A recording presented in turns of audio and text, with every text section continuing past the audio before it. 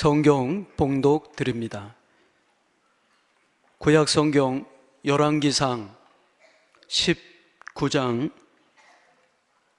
1절 말씀입니다. 1절 말씀부터 8절까지의 말씀입니다. 아합이 엘리야가 행한 모든 일과 그가 어떻게 모든 선지자를 칼로 죽였는지를 이세벨에게 말하니, 이세벨이 사신을 엘리야에게 보내어 이르되, 내가 내일 이맘때에는 반드시 내 생명을 저 사람들 중 한 사람의 생명과 같게 하리라. 그렇게 하지 아니하면 신들이 내게 벌 위에 벌을 내림이 마땅하니라 한지라. 그가 이 형편을 보고 일어나 자기의 생명을 위해 도망하여 유대에 속한 부엘세바에 이르러 자기의 사환을 그곳에 머물게 하고, 자기 자신은 광야로 들어가 하룻길쯤 가서 한 로뎀나무 아래에 앉아서 자기가 죽기를 원하여 이르되, 여호와여, 넉넉하오니 지금 내 생명을 거두시옵소서.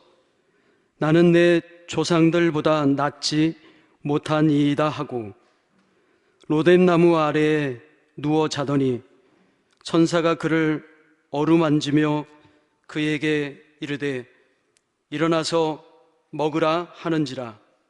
본즉 머리맡에 숯불에 구운 떡과 한 병 물이 있더라. 이에 먹고 마시고 다시 누웠더니 여호와의 천사가 또 다시 와서 어루만지며 이르되, 일어나 먹으라. 내가 갈 길을 다 가지 못할까 하노라 하는지라. 이에 일어나 먹고 마시고 그 음식물의 힘을 의지하여 40주 40야를 가서 하나님의 산 호렙에 이르니라. 로뎀나무 아래, 이 제목으로 담임 목사님께서 말씀을 전해 주시겠습니다. 호텔 왕이라는 칭호를 받고 있는 힐튼은 크게 성공하기 전에 시련과 수많은 역경을 만났습니다. 그 많은 시련과 역경을 어떻게 그가 극복할 수 있었는가? 그것은 그의 어머니가 들려주셨던 말씀 때문이었습니다. 힐튼은 어린 시절에 어머니가 자주 하시는 말씀을 들었습니다. 내가 앞으로 무슨 일이 닥쳐오더라도 절대로 실망하지 마라. 여호와께 아뢰어라. 그분은 너에게 힘과 능력을 주실 것이다. 어린 힐튼은 이 어머니의 말씀을 잘 이해할 수가 없었습니다. 그러나 너무 자주 어머니가 말씀하셨기 때문에 이 말씀은 힐튼의 가슴 깊이 새겨졌습니다. 훗날 힐튼은 이렇게 간증합니다. 나는 평상시에 어머님의 말씀을 그냥 흘려들었습니다. 그러나 호텔이 파산하고 완전히 낭망의 자리에 떨어졌을 때에 어머님의 말씀에 사로잡혀서 나는 하나님 앞으로 나올 수 있었습니다. 힘과 능력을 주시는 하나님의 놀라운 도우심으로 나는 다시 일어났고 열심히 더욱 일할 수 있었습니다. 여러분, 어느 누구나 인생길은 평탄하지 않습니다. 지칠 때가 많습니다. 힘들고 어려운 상황도 많습니다. 열심히 살지만 이 험난한 인생길에서는 육체적으로, 정신적으로 또는 영적으로 탈진을 경험할 때가 참 많습니다. 열심히 살았습니다. 또 성공한 것처럼 여겨졌습니다. 그런데 한순간에 절망과 낙심스러운 상황이 발생합니다. 슬퍼지는 거지요. 때로는 우울해져요.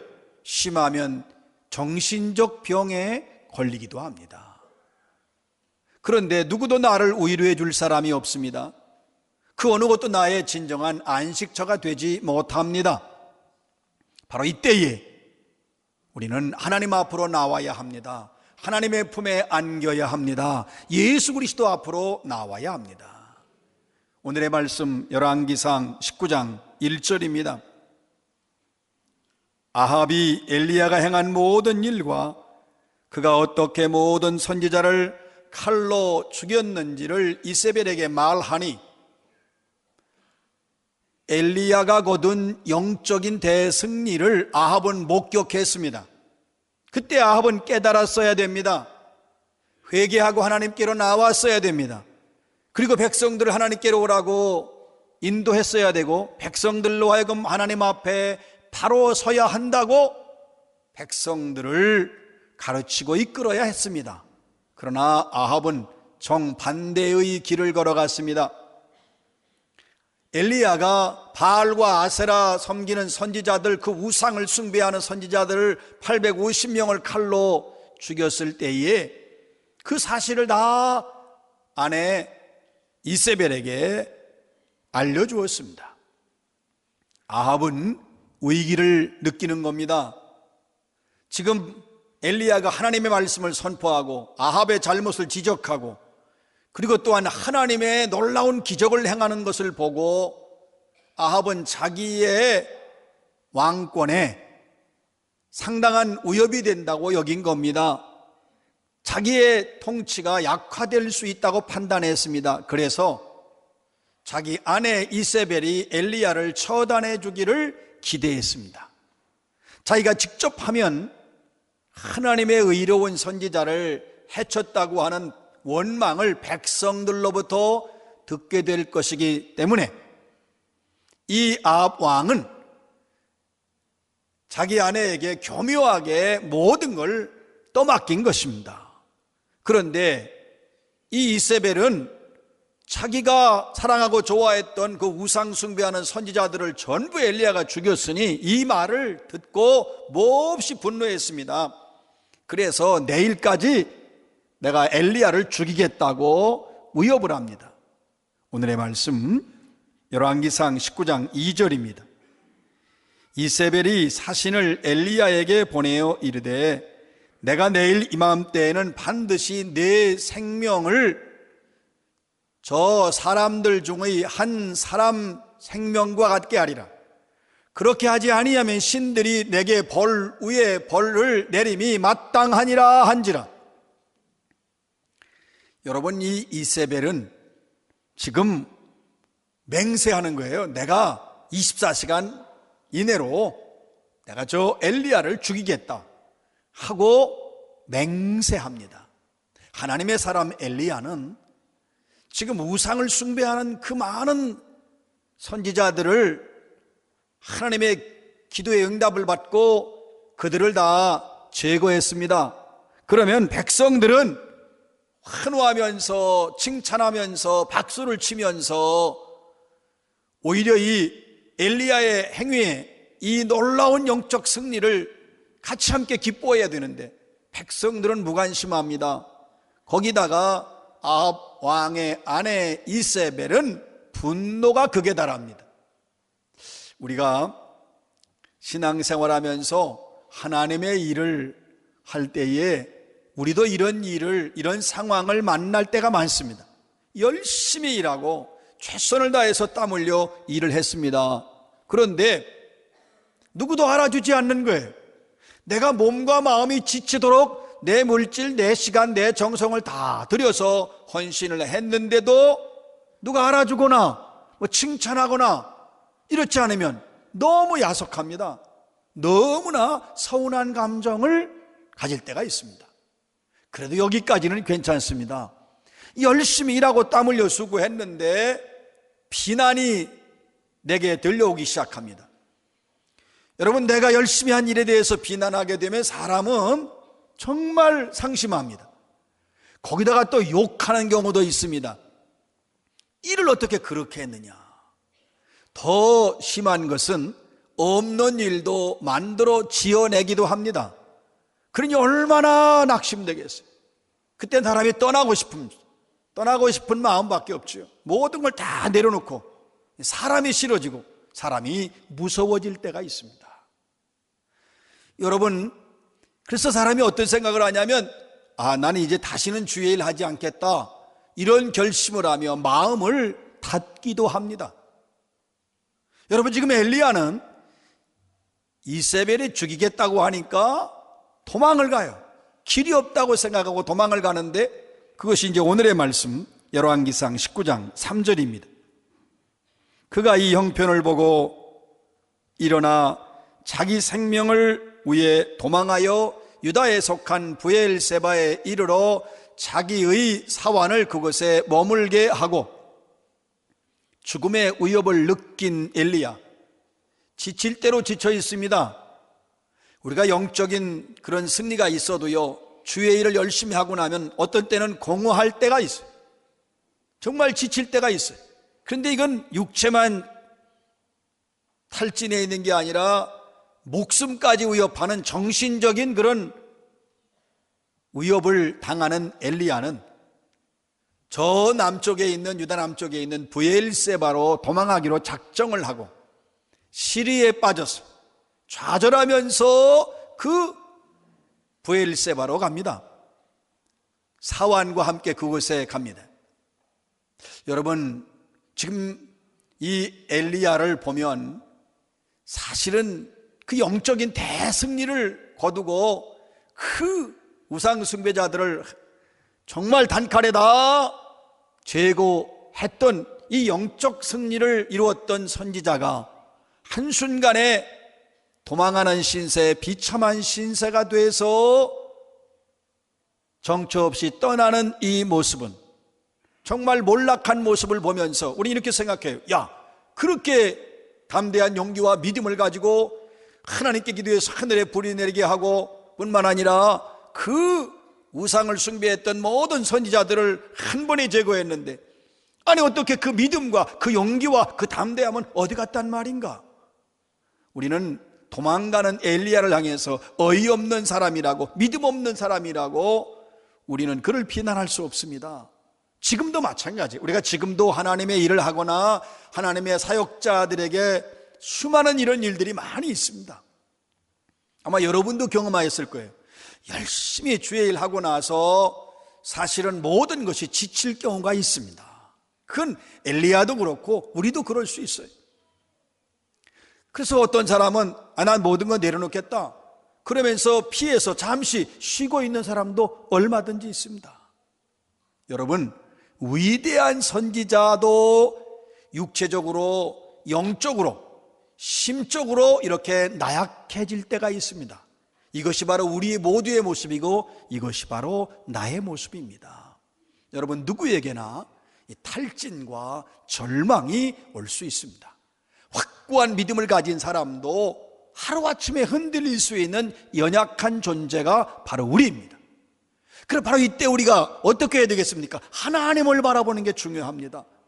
여러분, 엘리야가 정처 없이 도망가지만 그는 하나님과의 관계를 유지합니다.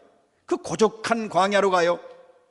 그 홀로 고적한 광야를 가서 사환을 어깃고 더 깊숙이 들어가서 하나님께 자기 생명을 맡깁니다. 그리고 하나님께서 자기 인생, 자기의 미래, 자기의 삶을 결정해 주시기를 온전히 맡기고 간구하기 시작합니다. 오늘의 말씀 열왕기상 19장 4절입니다.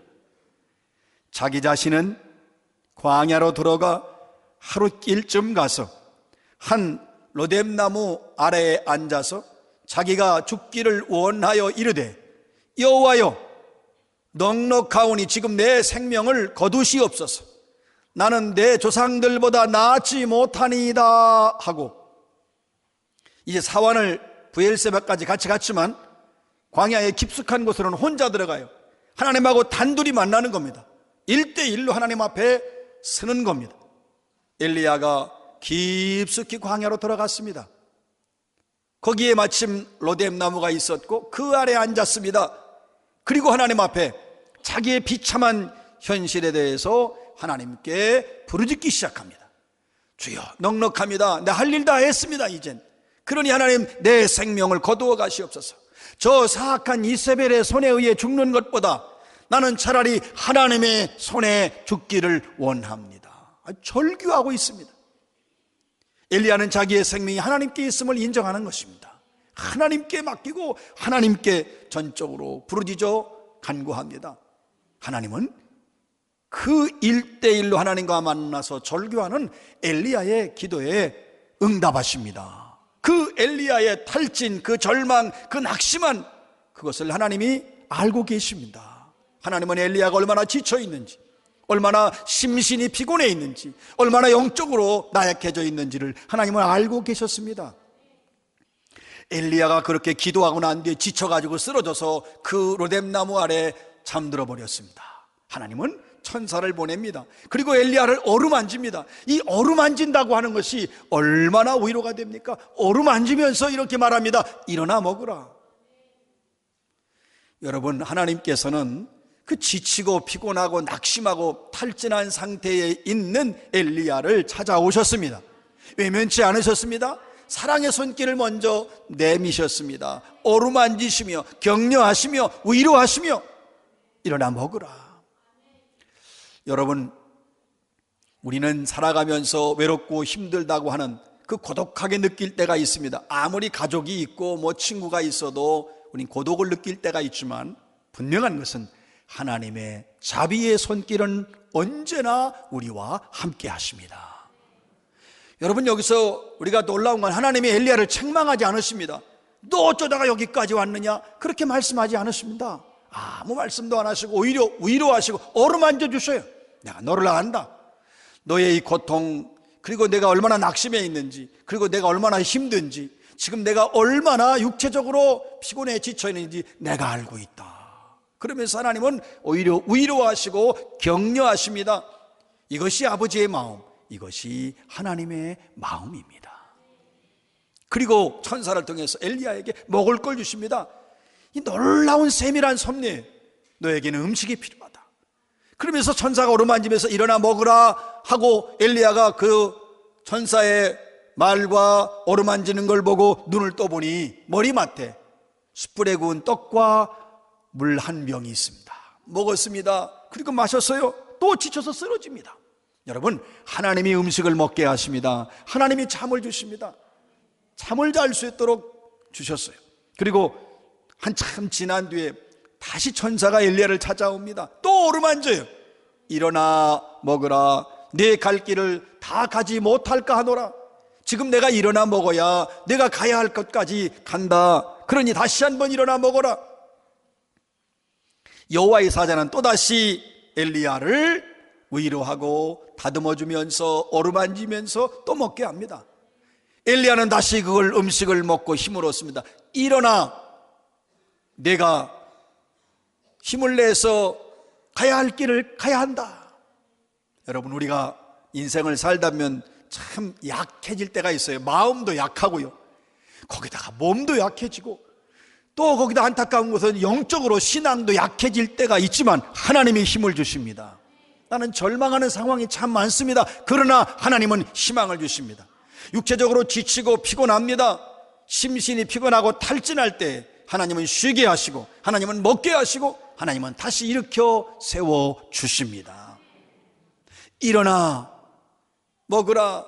내가 가야 할 길을 가지 못할까 하노라. 여러분, 하나님은 지금 이 엘리야를 호렙산까지 보내서 영적으로 회복시키시고 재충전하시려는 계획이 있어요. 거기 갈 때까지 하나님은 엘리야를 보살피십니다. 하나님의 배려, 하나님의 관심, 하나님의 사랑, 이 하나님의 은혜가 엘리야를 다시 일어서게 했습니다. 2번씩이나 와서 먹어라. 그래서 이제 떡과 물을 먹고 자면 또 와서 먹어라. 떡과 물을 자고. 육체적으로도 사람에게는 재충전이 필요한 것입니다. 하나님은 그렇게 세밀하신 분이셨습니다. 여러분, 우리가 주님의 일 하다가 힘들고 어려울 때 나 혼자라고 생각할 때가 많지만, 우리는 하나님을 외면하거나 하나님을 잊을 수 있어도 하나님은 결코 우리를 잊으신 적이 없습니다. 오늘의 말씀 열왕기상 19장 8절입니다. 이에 일어나 먹고 마시고 그 음식물의 힘을 의지하여 40주 40야를 가서 하나님의 산 호렙에 이르니라. 하나님이 천사를 보내서 어루만져 주시고, 그리고 또 떡과 물을 주셔서, 또 잠까지 주셔서 재충전하고 힘을 주셔서 이 엘리야는 무사히 목적지 호렙산까지 갈 수가 있었습니다. 사랑하는 여러분, 하나님이 우리를 얼마나 사랑하시는지 하나님은 우리를 외면하신 적이 없습니다. 지금 내 몸과 마음과 영혼이 지쳐서 내가 지금 로뎀나무 아래 앉아서 내가 하나님께 절규하는 모습을 하나님이 다 알고 계십니다. 나의 형편, 처지, 현실을 다 알고 계십니다. 그래서 하나님 앞에 나와야 합니다. 하나님의 품에 안기면 됩니다. 예수님 말씀하십니다. 수고하고 무거운 짐진 자들아 다 내게로 오라. 내가 너희를 쉬게 하리라. 어디 가서 쉴 수 있습니까? 어디 가서 내 무거운 짐을 내려놓을 수 있습니까? 예수 그리스도 앞에 나의 무거운 짐을 내려놓으시기 바랍니다.